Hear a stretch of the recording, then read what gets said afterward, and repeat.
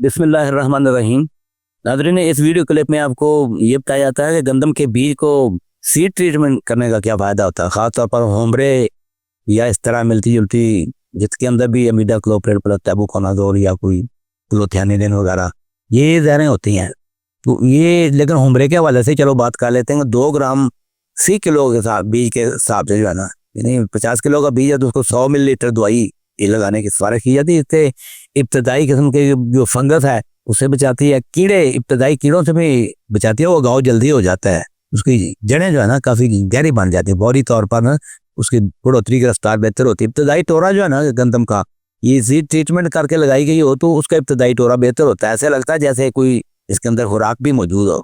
खुराक नहीं होती लेकिन उसको प्रोटेक्शन होती है पूरी तरह।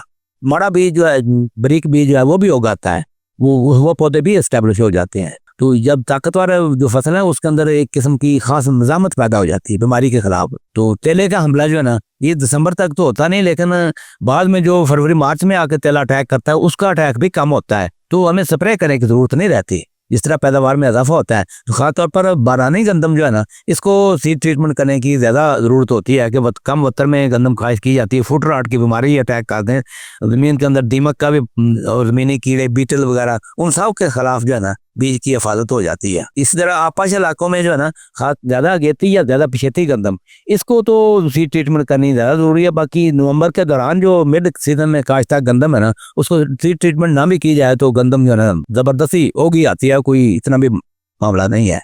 बाकी फ़वाद मैंने आपको अर्ज किया कि इसको लगाने का तरीका तो ये है कि 100 मिलीलीटर होमरे है ना तो उसमें 1 लीटर पानी मिला लेना है।